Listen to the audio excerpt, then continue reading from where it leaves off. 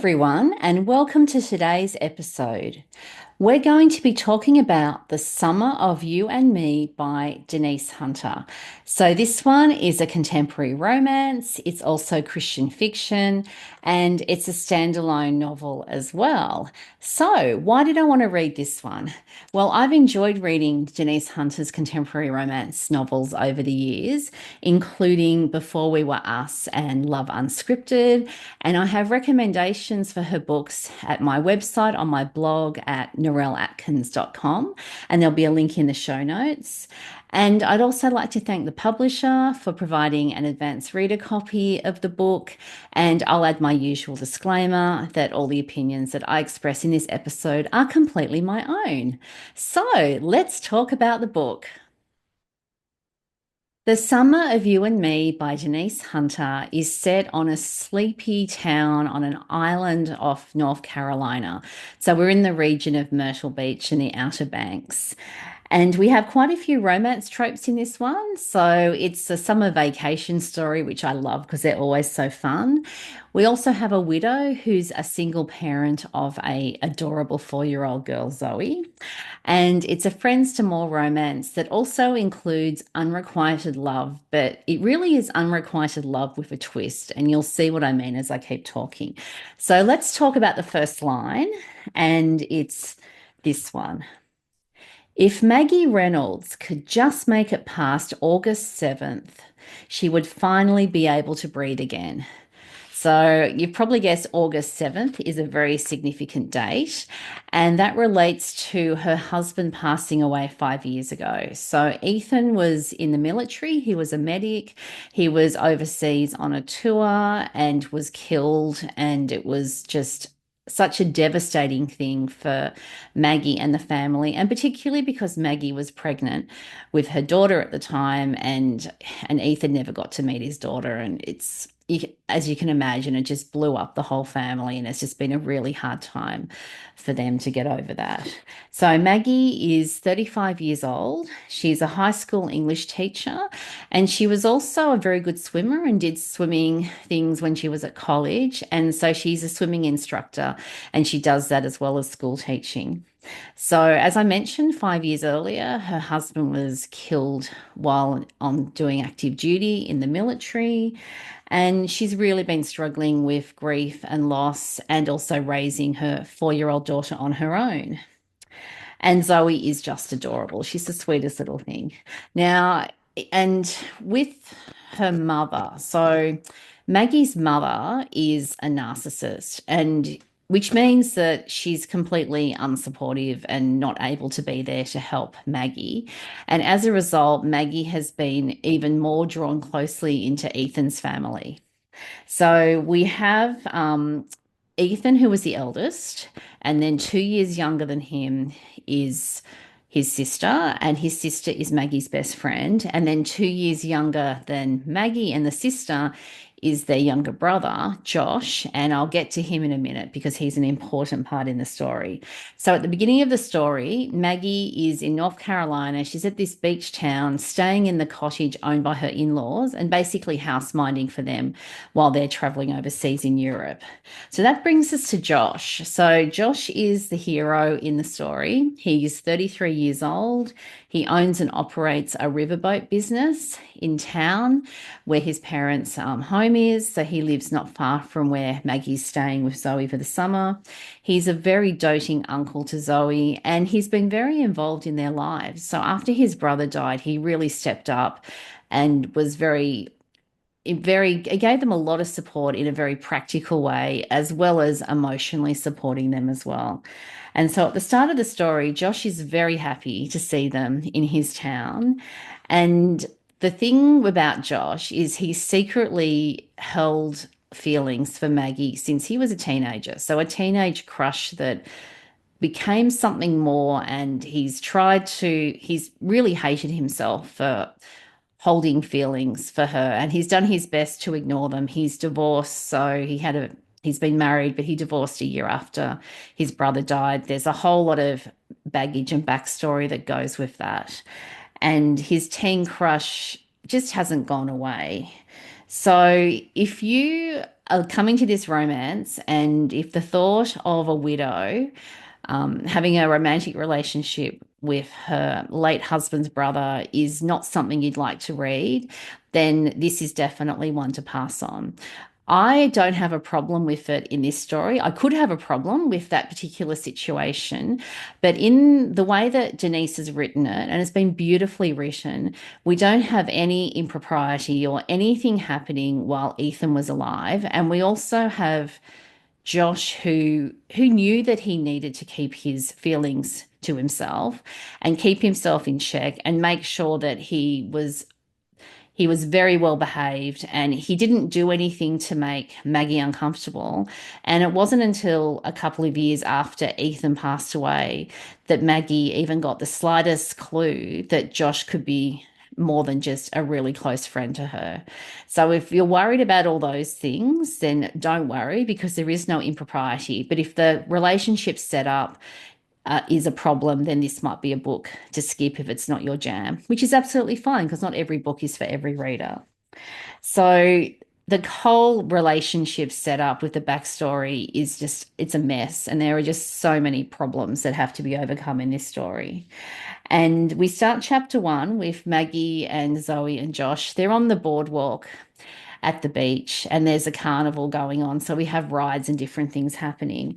And of course, Maggie's taking photos of Zoe because she's having the time of her life on the rides and having so much fun, and particularly getting to spend time with her uncle because she absolutely adores Josh.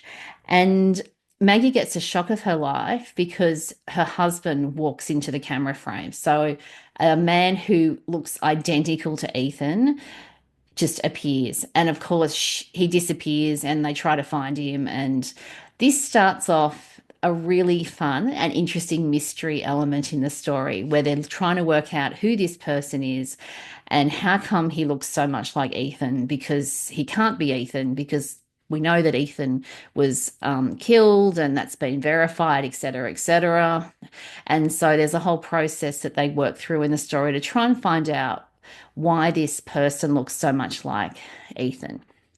And that's where we start chapter one. And it also throws a spanner in the works for Josh because he was planning this summer to reveal his feelings to Maggie and see if there was any possibility that she reciprocated his romantic feelings and that romantic relationship could develop between them. And he was really reticent to say something because he didn't want to wreck their friendship, and he knew how important how important it was for Maggie to feel close to Ethan's family and for Zoe to be connected in. So there was just so much at stake. And then when they see Ethan's doppelganger, it completely throws a spanner in the works in terms of his plans to reveal his feelings to Maggie. And as I said, there are so many problems. So we've got Josh's secret feelings with Maggie, and we've got Maggie's mother, who's her only family. Her dad abandoned the family when she was very young, and she doesn't have any siblings. And her mother is very narcissistic. She's selfish, she's entitled, she's manipulative, and she's controlling, and she has no boundaries and just thinks that she treats her daughter as if she's her third arm and she should be in complete control of her life, and that what Maggie thinks and wants is completely irrelevant. And that has caused Maggie so many problems as she's been trying to grieve losing her husband. And so Maggie's been in therapy dealing with grief and loss and trying to work out how she can have manageable boundaries with her mother, who just doesn't want to respect her boundaries and respect her when she says no, and has a different opinion and actually wants to decide what she wants to do with her life and doesn't want to do what her mother thinks is best. So we have a lot of family drama in the story, and Josh has a lot of angst as well because he has these feelings for Maggie, and if he reveals them and she rejects him, then that makes everything awkward. If he reveals his feelings and she accepts him, then he's got to deal with his sister and his parents and his brother-in-law, and how would they feel about he about Maggie and him getting together and forming a relationship. So there's a lot of conflict and a lot of drama going on with that.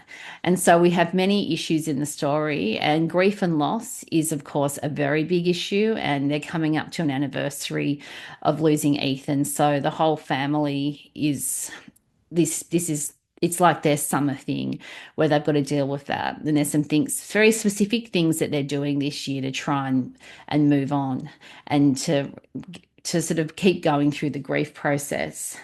And we have, of course, a friends to more with the unrequited love and whether or not they can move out of a very comfortable friend zone into a romantic relationship and what that would look like and whether that would work. And there's a whole lot of issues related to that. We also have the mystery to solve with Ethan's lookalike, and I really liked how that played out in the story. I totally didn't pick what the answer was, and it was very clever and very well done, and I very much appreciated reading it. And the story has relevant faith elements which are understated and are very organic to the story. So why did I love this one? Well, I love the fabulous mystery with the twists and turns. I did enjoy the romance, and it wasn't icky and it wasn't weird. It could have been icky and weird depending on how it was written. But as I said, Denise did a wonderful job with how the romance was set up and how the friendship boundaries worked. And it was just beautiful to see it play out on the page as well. And I really appreciated the focus on family relationships. And we had the extended family and we had the cousins, because his sister has two kids as well. And I really liked how having healthy boundaries was an important theme in the book. And it was interesting to look at Maggie's relationship with her mother, which at many times was just completely heartbreaking because her mother was such a destructive influence in many ways, and she would actively do things that hurt Maggie and with zero care factor for that. So that was really hard to read. I find it quite hard to read these characters sometimes because they're so frustrating, but they're also so real to life because this is what happens in the real world when we deal with narcissistic people. And her mother doesn't like Josh, and that really makes everything worse because that is a relationship that would be important if Maggie and Josh get together, and is going to be made complicated by her mother, who would point blank refuse to accept him because her mother thinks that there's other people that Maggie should be dating. So there's a whole thing going on with that as well. And the saving grace for Maggie has been that Josh's family does love her for who she is, does accept her for who she is. And she has a lot to lose if she fell out with Josh. So there's a lot going on here as well. And my favorite book quote is this one: "But the ability to be your authentic self with someone is a rare gift." And this is actually Maggie's therapist talking to her in a therapy session. And it's really looking at her family of origin and lack of authenticity because her mother is a very fake person who doesn't tell the truth and or twists the truth to suit her own ends to manipulate the situation. And so for Maggie to be able to be her true authentic self and to be accepted is really important. And I liked how that was drawn out in the story. So the impact of this story on me, it really did make me think, and particularly about the relationship with Maggie and Josh and how that was playing out in the story in terms of their friendship and their romance. And there were many poignant moments because we have characters dealing with grief and loss. And there were some really sweet moments and fun moments as well. So there's a lot to love with this story. And I would say, I would give a trigger warning on this one. If you're dealing with grief and loss, it is a very central theme. It's something that runs through the story. And because of the connections with Ethan's family and Josh, it's pretty unavoidable. So if you're having trouble with grief and loss and it's something you don't want to read at the moment, maybe put this book aside and read it a bit later. Okay, so in summary, I would recommend The Summer of You and Me to readers who like summer vacation romance with depth, beach vibes because it really has that beach read summer vibe feel. If you like complex friends to more romances and complex unrequited love backstory, then you'll love this one. If you appreciate characters recognizing that they've got struggles with relationships in their lives and actually taking the steps to seek professional help and counseling, because Josh's sister's also a psychologist. So there's a bit of free therapy running around in the family as well. So if you appreciate seeing that in a story, then you'll like this one. If you like a compelling and intriguing mystery that will keep you guessing to the end, then you'll like this one. If you like family drama that's not confected, ridiculous drama, but actually is real conflict and big stuff that people are dealing with, then you'll like this one. If you like adorable 4-year-olds and if you like to see the 5-year-old and 11-year-old cousin and see those wonderful extended family relationships, you'll like this one. And the story has relevant faith threads with a light touch, and that was a winner for me, and I really enjoyed it. Thank you for joining me today. Does The Summer of You and Me sound like a book that you'd like to read? Or have you read it? You can let me know. If you're listening on the podcast, you can send me a text via a link in the show notes. If you're watching on YouTube, you can like the episode and leave a comment at YouTube. You can also email me via my website. I have a contact form there, and that's at narelleatkins.com. Please subscribe if you've enjoyed the episode at your favorite podcasting app or at YouTube, and that way you won't miss an episode when the next one drops. And if you've enjoyed this episode, please share it with a friend who you think would enjoy reading Denise Hunter's books and who likes contemporary Christian romance. All the links I've mentioned are in the show notes. Thanks for tuning in, and see you next time.